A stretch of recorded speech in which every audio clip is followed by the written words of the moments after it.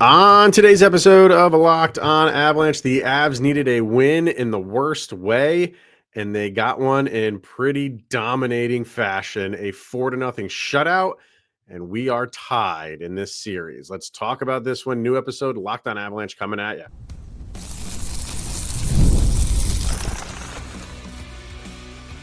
You're Locked On Avalanche, your daily podcast on the Colorado Avalanche, part of the Locked On Podcast Network, your team every day. All right, everybody, welcome to the Locked On Avalanche podcast, part of the Locked On Podcast Network, your team every day. I'm your host, Chris Maselli, with me as always, Mr. Shaggy Von Doom, Kyle Sullivan. Thank you for tuning in, making this your first listen of the day. Always appreciate it. If you want to get in on the conversation, join our subtext. The link is in the show notes below. Chat with Kyle and I one-on-one. We get your opinion, everything Avalanche related, and share it on this very podcast. We'll get to the subtext crew a little bit later on. But yeah, we are going to be discussing this 4-0 shutout for the Colorado Avalanche over Dallas to tie the thing up. You had to have it, man. You had it was almost, this was like your season's on the line. Obviously, if you go down 3-1, you're not completely out of it, but that is a uphill battle. I don't think anybody can really climb, especially against a team like Dallas. But what you did to them in this game made them look like not the Dallas Stars that most people are aware of, or not aware of, but who they normally go up against and how they normally play. That was just from beginning to end, man. From beginning to end, that was just complete domination, and you never let up on the gas. You never let them back into it. You didn't get like a fluky goal from them to say, like, okay, well, now they're on the board. Maybe that opens it. Like, none of that. None of it. It was Avalanche hockey from beginning to end. We'll get into all. There's some incredible stats I'll bring up too, but start with overall thoughts on this thing. The Avs, we talked about it a little bit. Like they were kind of, cruise control-ish into those first three games. Game 4, flawless victory. Honestly, top to bottom, every aspect of the game, rolling the entire game. That had playoff energy. And it's going to be interesting. Watch Game 3 and Game 4 back. Played in the same arena, same stakes, same players. Just the goalies were different. But, this was night and day. The Avs started the game high energy and reap the benefits of just that constant annoying, we are going to dictate. You mentioned it, like the Avalanche were playing the Stars game. The Avalanche dictated this game all the way through. And it was, you get goals from who you wanted it to. You got performances from Mackenzie. Not Mackenzie Blackwood, but yeah, no, you did. It's really, really, this is something you wanted in Game 2 and Game 3, because you saw a glimmer of this in the end of period 3 in Game 1. This is what you believe the Avalanche could be this whole time. It doesn't matter who the goalie is. I didn't want it to focus solely on the goalie position, but this is what was so frustrating about the overtime losses. You knew this team was capable of not being in that position in the first place. Right. And that's why this is, yes, it's exciting to see. I think it's more refreshing than anything else, because this is what we were waiting on in the first two periods of Game 1, all of Game 2, and all of Game 3. Like, this is what you wanted to see. And all they had to do was just get out to this hot start that you knew they could. Yeah, and I loved the energy to start this game. And just having good energy doesn't guarantee you a lead, doesn't guarantee you goals. But you wanted to see them come out with that, and they did. But they were doing other things, like they were winning puck battles. That they were getting to pucks first. They just had really good jump in the first. And then, you like I said, it doesn't guarantee you anything. And I just didn't want it to be that game where it was just a struggle to find goals, and this thing gets drawn out to like a 0-0 game, even though you're playing very well, you're playing with good energy. But it didn't happen. Like, you got that Logan O'Connor goal, and once again, the Avs are up, which is not new for the Avalanche in this series. They have been up so much in this series. So like, okay, that's great. You get the first goal, you get it shorthanded, and things are all going your way. But you got to keep that momentum going, and that's where that second period was the best period that they have had maybe all season long. I agree. All season long. And that is exactly what I was looking for. Was, hey, not that they were like letting their foot off the gas or anything like that, but you're accelerating it more. You're putting them away. And then we'll get to the Gabe Landeskog thing in a moment, but they were. It was weird. Everything Dallas was doing to frustrate the Avalanche in games 2 and games 3 was just non-existent, especially the back check.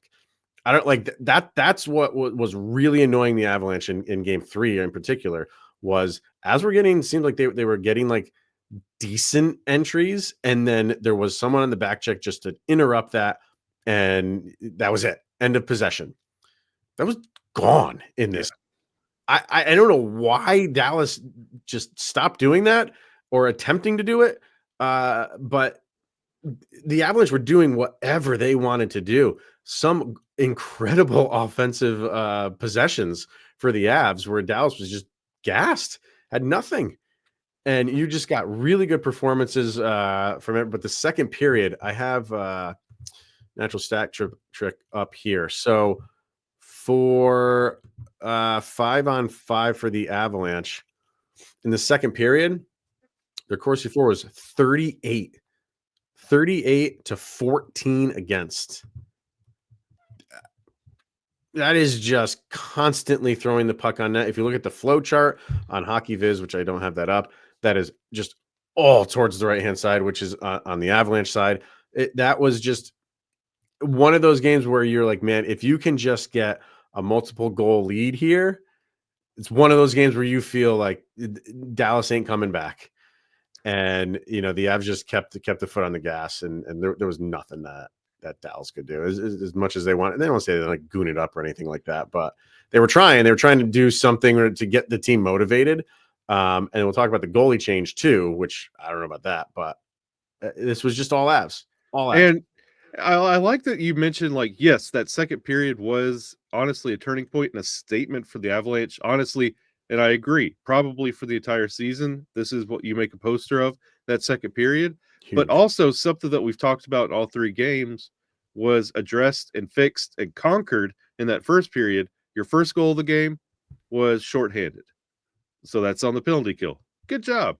Mm-hmm. Your next goal from Nathan MacKinnon on the power play, your one and only power play, you were successful. Nathan MacKinnon, you're just check. Everything we were saying, hey, we want to see Nathan MacKinnon step up. Done. We'll talk about who stepped up in the second period in just a minute. Done. Then you saw, hey, Logan O'Connor doing Logan O'Connor things. He's check. Unbelievable in this series. And you're not falling into those traps of, hey, Dallas was getting goonery-ish.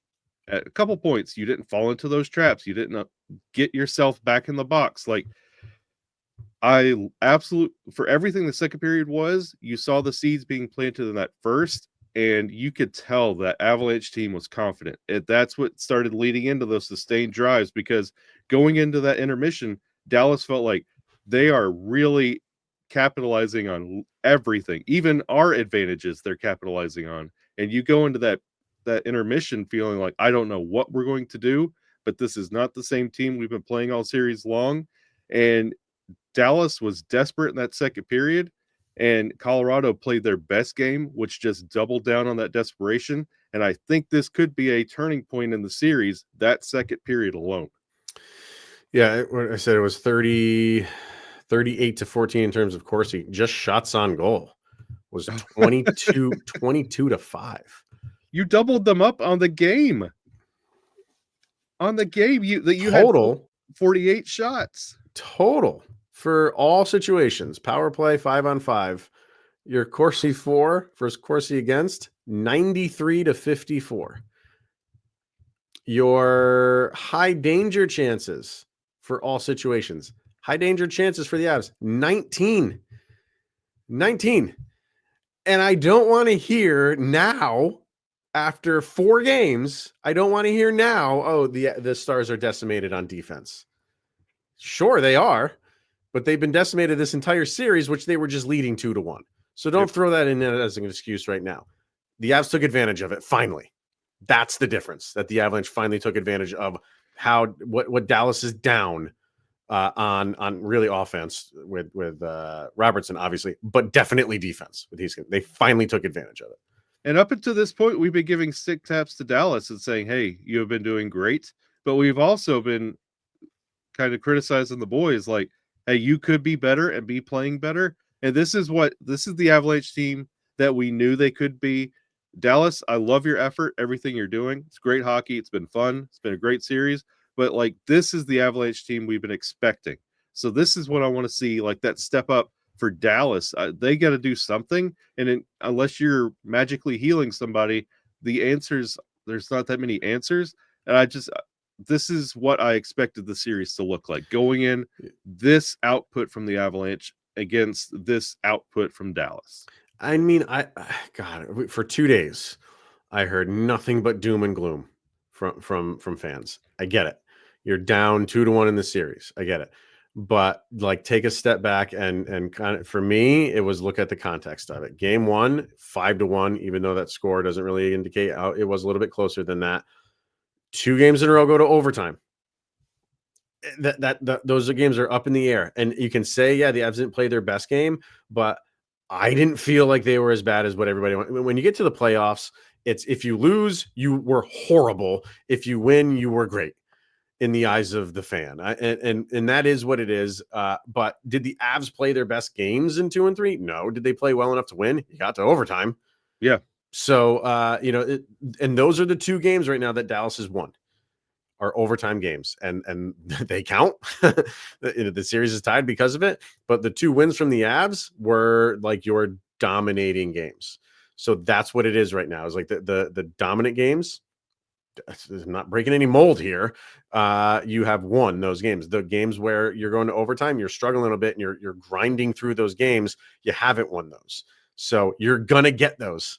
This series is not going to be game 4 all the time for the Avs or for Dallas. So I want a grind win too. Like, these are great to have because, you don't have to be on the edge of your seat and sweating just watching these games. But you need to have some of those overtime wins too, or close games that you close out, because that's what the NHL playoffs are all about. So while this is nice and awesome, and I'd love to have all these, you got to get real and say, like, yeah, games 2 and games 3, I want to see a win in those situations as well. It's kind of eerily similar to the Cup, that series we had against Tampa Bay, where they had that 6-1 game, and the next game Colorado came back and responded. It was 7-2. It's those kind of efforts. Like, if you're not giving your best, the other team is going to take advantage of it. You've just got to stick to your guns and you got to play playoff hockey every game. You can't just get in there and coast, because when you coast, you're taken to the brink. When you do your thing, you win the game. Yeah. All right, let's get our first break in here. Another moment to add to the moments in this short amount of time that Gabriel Landeskog has been back. We'll talk about that and the goalie change for the Dallas Stars. What's up with that? We'll talk about that next. Ooh-wee. I was thinking it too. Did you know that your Fire TV is also an Xbox? You can turn any TV into your gaming and entertainment hub with Fire TV Stick 4K devices. No console required. Just grab your paired controller, subscribe or sign into Xbox Game Pass Unlimited with EA Play included, and you're ready to play. Dive into hundreds of premium titles from EA Sports College Football 25 to Call of Duty Black Ops 6. It's incredible, already on 6 Black Ops games. Now featuring Jay and Silent Bob. That is so true. Yes. I mean, I haven't played a Black Ops game since the original, but that those 2 are in it might change my tune, man. Wow. And as easily as you stream your favorite shows, it's gaming made simple. And it's all on your Fire TV. So head to Amazon.com/Fire TV locked on to get started. Xbox Game Pass Ultimate subscription and compatible controller are required. Available on select devices, including Fire TV Stick 4K, second generation, Fire TV Stick 4K Max, first and second generation, and Fire TV Cube, third generation. Check it out today. Snoochie Booches. All right. Yeah. So 2-0 Avs were up, and Brock Nelson gets the puck, left-hand side, just bolts by everybody. Dallas is going on a change, and he's going on that side of the ice, right in front of every of the benches, and nobody picks him up. So he just weaves in and out of some defenders, finds who else but Gabe Landeskog right in the slot, who rifles it over the shoulder of Jake Ottinger, over his left shoulder, for his first goal. It happened so quickly when he got the pass to Landeskog. I didn't know it was Landeskog right away. I don't know if it was the camera angle or it happened so quickly. I didn't know it was him. And then, I was just celebrating that the Avs got a goal. And then when you're seeing Gabe Landeskog is the one celebrating, you're like, oh man, this story just got even better. Finally gets his first goal. Incredible moment. Incredible. Yeah. It's funny. Like, that's how it played out for you. Like, I saw those pieces. I saw Brock taking the puck, and then I saw it all like slowed down. I was like, no way is this happening. And it was perfect. Like, Gabe's release, it was a patented classic, just Gabe Landeskog shot that you've seen 100,000 times. And it goes in, and I'm just like, you've got to be kidding. Like, from that moment on, I was like, this team, this is the moment. This is what you needed. Landeskog coming back after 3 years and rifling a goal to really put it out of reach of any kind of little comeback that Dallas was trying to make at that moment.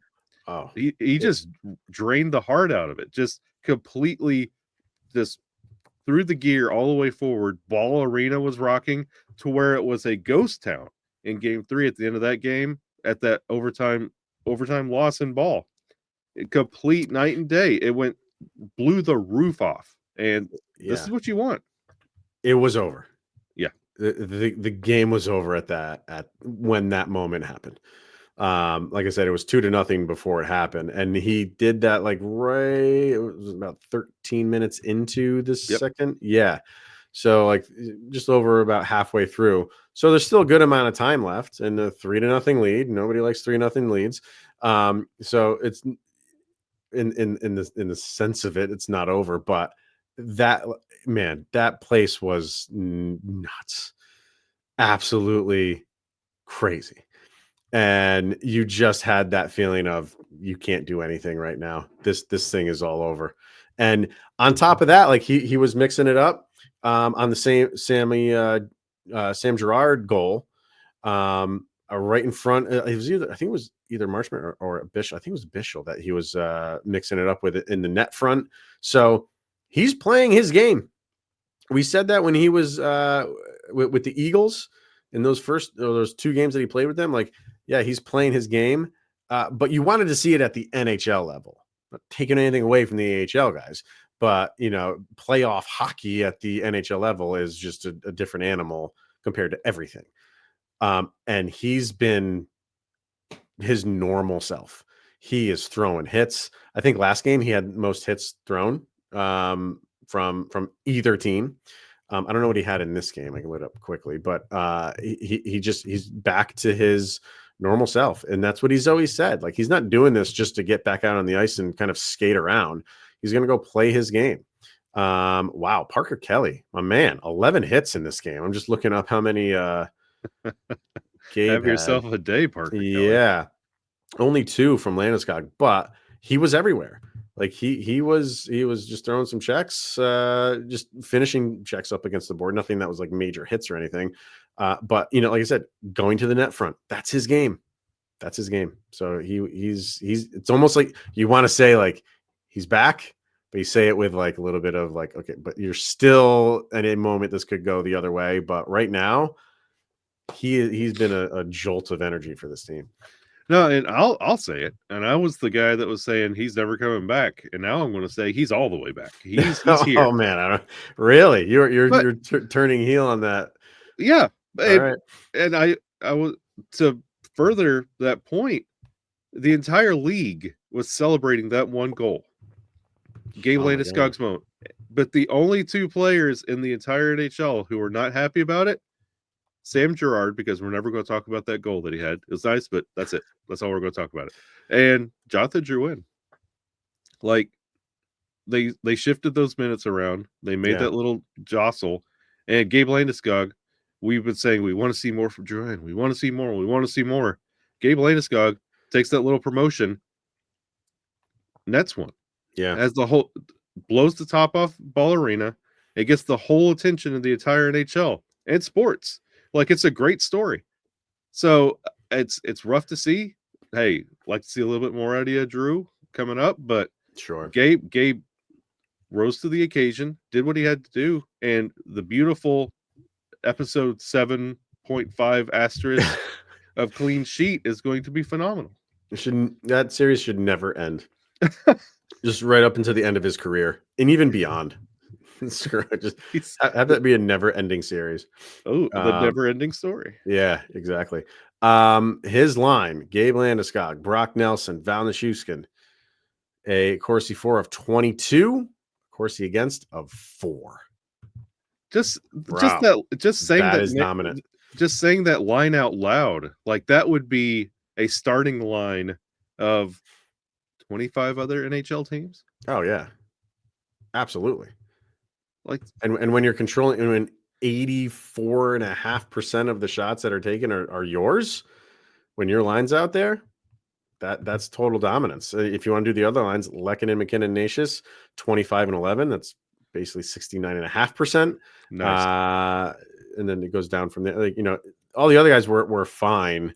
The other line, the third and fourth line were fine, but those top two lines were just cruising. And Parker Kelly had a night like he couldn't keep his helmet on. It seemed like, it was getting ripped off a couple times, which penalties anybody. But yeah, he I feel like he's like bred for games like this. Yeah. Like these, and series like this and playoffs. Like this is what kind of his game is built for. So yeah, I thought he had an LOC and doing LOC things in the playoffs, really getting everything going. Like you're seeing contributions from everyone. Like this is what we talk about with Avalanche depth and what their potential is. Like two extremely scary lines. And the defense. Hey, Cale Makar, we got to see glimpses of him. He looked great. Like this is what you want to see, the building blocks. Like even Sam Girard on both sides, offense and defense, he was looking a lot better. Yeah, I'm gonna tell you, this was like we were talking when after Sam Malinsky hadn't played, and we were like, do we bring him in? Do we bring him in for Sam Girard? Because he was struggling. He was just unsure of himself with the puck. I don't know, because we were kind of dishing on Dallas's ice. I don't know how much that played a role, but he's looked incrementally better, and this game by far was his best game. So much more comfortable with the puck. Spinorama-ing. Is that how you say that word? I'm from Alabama. I don't know words. Well, I'm going to say that. Spinorama-ing, just over and over, and it seemed like Dallas didn't know he was going to do it for the 10th time, but just he had a great game. Just go and collect pucks, zone exits, zone entries, and he had the goal. Great game from Sammy G. Really good game from him. And the only player under 10 minutes of ice time was Jonathan Drouin. Was it really? Is it like just shy of it? 7 seconds shy. Yeah, I do feel like he had a rough one. And it gets covered up by how the rest of the team played. But he there's something going on with Jonathan Drouin for sure. Yeah. So we won't belabor that point right now. So all right, let's get our last break in. We'll talk about this Pete DeBoer decision to pull Jake Ottinger after 2. What does that mean? And of course, we have our sound check and our subtext crew as well. All that next. Let's hear from Gametime. Stanley Cup playoffs, they are here. And if you've never been to a live NHL playoff game, it's literally unlike anything else. And if you were just watching that game and Gabe Landeskog scored, you can see why. It's the intensity, the speed, the energy in the building. It is next level. And thanks to Gametime, getting in the door is easier and more affordable than ever. Gametime is the fastest way to grab playoff tickets, even for those must-see matchups. Prices actually drop as puck drop gets closer. And with last-minute deals, you can save up to 60% off the tickets of your choosing. So take the guesswork out of buying tickets with Gametime. Download the Gametime app, create an account, and use the code LOCKEDONNHL for $20 off of your first purchase. Terms apply. So again, put in that code LOCKEDONNHL, LOCKEDON NHL for $20 off. Download Gametime today. Last-minute tickets, lowest prices guaranteed. All right, so if not for Jake Ottinger, Mr. Von Doom, you might have had your 10-goal game after 2 periods. Because it's so, on one hand, it was really nice to see. It's weird because like Ottinger was playing well, but he had let in 3 goals, and that's kind of what you want to see is the Avalanche do is get goals past a goalie who's playing pretty well, very well. And then after the second period ended, they come back, they're about to start, and you get an announcement that Casey DeSmith is now going to be playing the rest of this game, and Jake Ottinger is going to be on the bench. I don't know. Like, again, say this all the time because we record right after the game starts or ends. I don't know. Maybe have you seen anything that Pete DeBoer has said yet as to why he made the decision to do this? No, I have not, but I could see it both ways. Fun fact: Ottinger finished the night with a 912 save percentage, just because of the amount of shots the Avalanche had. Yeah, he still had a 912 when he got yanked. But if that's your goalie, you don't really have the tandem that the Avalanche have. Like if you're getting peppered like that, you pull him. Save the psyche for the rest of the series. You're going home. You see the writing on the wall. Nothing you can really do is going to save this game. Say, hey, buddy, this wasn't your night. The Avs are on fire. You saw it. Look, we'll just get him on the next one. I'm going to take you out. No, give it to Casey and go with it. It was his night. It wasn't the team's night. You don't want to. What the problem is, you don't want to put him in there for 4, 5, 6. Like you don't want to give him a Patrick Waugh Montreal treatment. No, and I think that it was. I was watching the game on TNT, or whatever it was on, True TV, TBS, whatever the heck it was, one of their 10 stations. And the TNT crew was as kind of like perplexed about it as I think everybody else was. But the narrative they were throwing out was trying to be like, hey. Excuse me, this is the message I'm sending to my team of you're leaving your goalie out to dry and I'm going to pull him so you guys play with. And I'm like, no, this is throwing in the towel. This is saying like, we don't have it today. And even though we're only down 3, I can see how this game has gone for 2 periods. They're not going to slow down, especially after that Landeskog goal. This place is buzzing. We only have 20 minutes to try to come. Like, it's not going to happen. So you throw in DeSmith. You save Ottinger. And you save Ottinger in the process. Yep. Like you're saying. It's a life raft, not a cane pull. Yeah. I mean, I would have at least started him the third just to see if anything's possible that, hey, maybe you get that early goal. You get that goal in the first 5 minutes. It's 3-1. That's not insurmountable. And see what happens. See if you can turn the tide somehow. If the Avalanche score 1 more, then sure, get him out of here for this. But I thought it was an early pull because he kept you in that game at 3-0. 3-0 is not it. That's what I said earlier. This league nobody wants. And even though it was all trending Avalanche, like everything, this was just not the day for Dallas.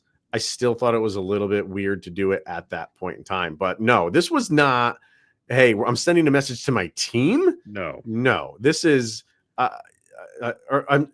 should say, like, I'm sending a message to my team because you left our goalie out to dry. No, this is a message to your entire team. We're done for today. Yeah. And you can only use that move once. You can't do this again. You can't pull him again in Dallas. You made that move, but you cannot admit that twice, or you have just lost the series. So I'm glad he didn't look happy. No, he did not look happy, and that's a goalie. You know, they don't want to get pulled, especially when it's, you know, within range and it's a playoff game. You know what I mean? He doesn't want that to happen. So I just thought it was very, very interesting. I'm curious to see when we finish here what his thoughts in the press conference were. So. All right, let's get to our subtext crew, and then we'll get to our sound check. Excuse me. Let me bring them up here. We got Heather. Says, grateful Sammy G helped the naysayers eat crow. I won't give up on him. Glad Blackwood finally got shut out and that our guys put more than double shots on goal. This was the team we needed to see until the end. I feel like we didn't talk about Mackenzie Blackwood enough. He gets a shutout, and we're kind of talking about all the offensive stuff. But it was, how many shots on goal did they have total? 23. So, I mean, that's a normal, in the lower end of a normal performance, but he was good. Yeah, we were just talking about Ottinger having a 9-12. That's one of those that if Mackenzie Blackwood let in one, he would probably finish the game with like an 890 something. So, yeah. So he was fighting for it. He was good, though. Electrician Ziggy, simply put, that was some of the best hockey I've seen the Avs play all year. Shots on goal only tells part of the story. Also, our captain doing captain things. He's back to doing captain things. So, Mayor Charles chiming in, staying up late, says, unbelievably cool. He looks so happy. We're talking about Landeskog, and the boys seem fired up. Don't know why we forget that we can play this way all the time. Got to give credit to the other team too, man. There's two teams playing this game. No, Chris, this is Locked On Avalanche. We don't do that here. Cody says, now this is the Avs I know. Game 4 was everything I wanted Game 3 to be. The Avs woke up. They were angry and they were determined, and it was awesome. So super proud of Blackwood for his first playoff shutout, and Landy, especially because he's not showing signs of slowing down on that second line. Now they just need to push this effort to Dallas. Game 5's huge. I mean, God, that's obviously whoever wins that is, you know, one win away. So if you're the team that can go in there, steal one, and now your one win away is back at home, that's where you want to be if you're the Avs. Yeah, and I don't want this effort. I don't want LOC's effort to go like underneath. You know, there's a lot of good storylines. LOC could be the guy that honestly turned the series with his quick shorthanded goal, especially going into 5. If you keep this momentum rolling, I know the Landy goal is big. It wouldn't be there if it wasn't for LOC and what he did. I mean, if we're giving MVPs by round, he's it right now. Yep. I believe he leads them in scoring. I believe. If you want to effort that, go for that. Brandon says, great game. Walking the Demon by Bullet for My Valentine. Oh my God. I auditioned for a band with that song. Yeah. Yeah, that's a great song. Great pick. Okay. Oh, Waking the Demon. Great song, man. Lisa, overall, that was a great response to the game on Wednesday. Gabe is clearly the story of the game, but can't overlook Blackwood. Just a fantastic game all around with a lot to like. Made extra special with the Landy goal. Let's keep it rolling. Yeah, pretty simple. Well said. Mark, now that was Avalanche hockey. The effort, grit, and dominance mentality really showed through. Landy's goal was epic, all caps. I really hope this effort carries into Dallas on Monday. Stars pulling their goalie? What? Also, am I the only one that feels the rest were picking on Lindgren? Lindgren deserves it. I didn't think there was any penalties that I was like, that shouldn't have been a penalty. But the only one that really sticks on my mind was a high stick to whose face was it? It was either Gerard's or Taves. I think it was a defender. And then like minutes later, they called the high stick against Miko. So that was really the only one that I thought was missed. And then maybe like an icing here or there, which I don't really care too much about. But I didn't think it was a terrible game, ref wise. But I don't think they were picking on Lindgren too much. I thought all the penalties were really warranted in this game. Yeah, Lindgren could get annoying, so it's probably well deserved. And Mark's sound check. You're gonna like this one, sir. Seek and Destroy. Oh my goodness, we got some Bullet and we got Metallica. I mean, we are pulling out the good ones tonight here, folks. And we'll finish up with Christina here. Absolutely electric. Boys were on point tonight. Can't complain after a win like that. Blackwood was amazing. Landy with a goal and an assist. Building went insane. This is the kind of win that you can expect when you play like that, and now they get to bring that momentum back to Dallas. Also, Marchment is a baby. You heard it here first. You heard it here for like the 100th time.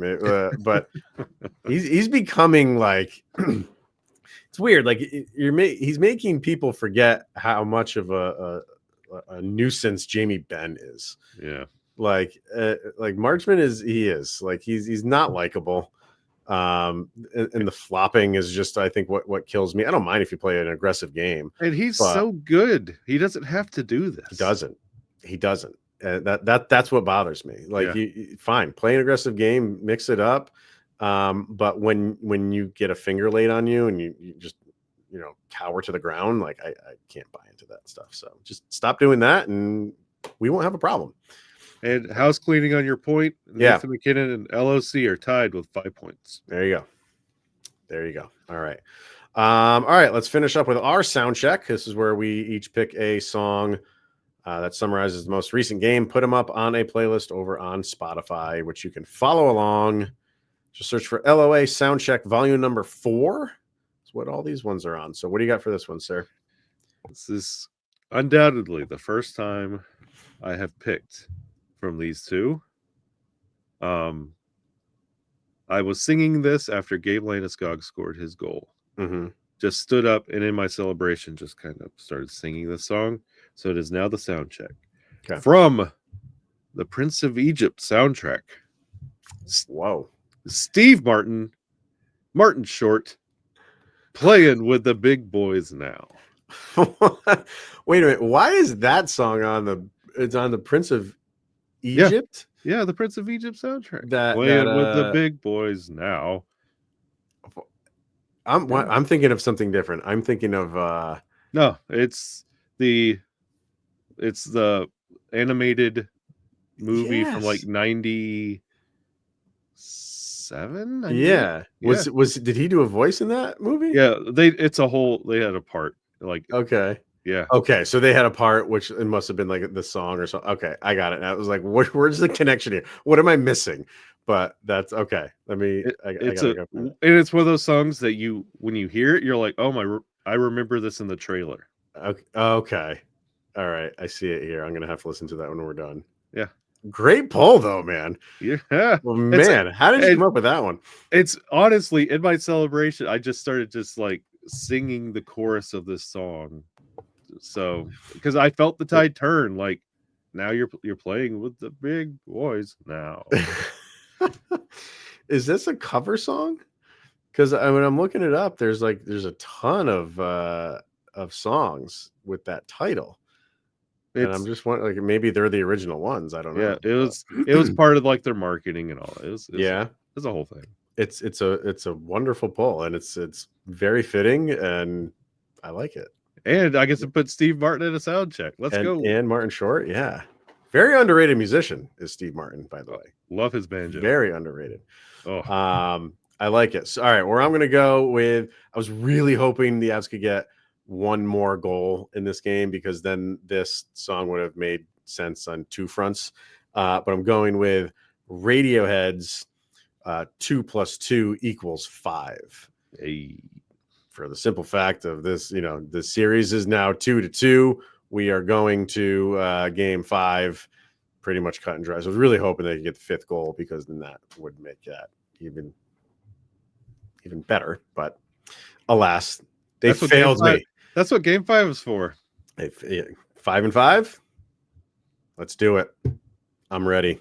So, that's what I'm going with, Radiohead. So go follow that playlist over on Spotify, and we'll have 2 more after the game on Monday. So we'll be back tomorrow, kind of discuss that game, what we're expecting, and any leftovers we have for this one. I have a feeling we're going to have a few.